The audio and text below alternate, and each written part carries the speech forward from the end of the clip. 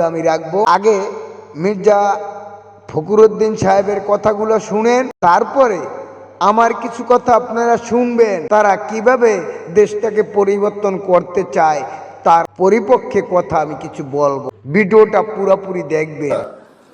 এই সমাজটাকে পাল্টে দিতে হবে, পরিবর্তন করে দিতে হবে। তখন থেকে ওই কথাটা মাথার মধ্যে গেছে যে সমাজের পরিবর্তন চাই। পরিবর্তন কিন্তু এটা আপনার বৈজ্ঞানিক ব্যাপার এবং চলমান ব্যাপার, পরিবর্তন হতেই হবে, হবেই। কিন্তু সেটাকে একেবারে শ্রমিক ব্যবসায়ী ভাইদের কাছে যে প্রশ্ন হলো, দেশ পরিবর্তন করবে, দেশের অবসান ঘটাবে কিভাবে? মানুষ খুন করে, হত্যা করে না, নির্যাতন করে, ধর্ষণ করে, শিশু ধর্ষণ করে, দেশের ঘর বাড়ি মানুষের ভেঙ্গে চুরে, সে হোক না যে দলই করুক না, তারই বাড়িঘর ভেঙ্গে। কিন্তু চোরের বিচার হয়, নেতাদের বিচার হয় না, খুনের বিচার হয় না, ধর্ষণের বিচার হয় না এবং শিশু ধর্ষণের বিচার হয় না।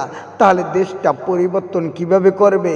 তারা সন্ত্রাসী করে, চাঁদাবাজি করে, মানুষের ধন সম্পদ লুট করে, না কিভাবে করবে? সেই প্রশ্নটা রইল মির্জা ফখরুদ্দিন সাহেবের কাছে এবং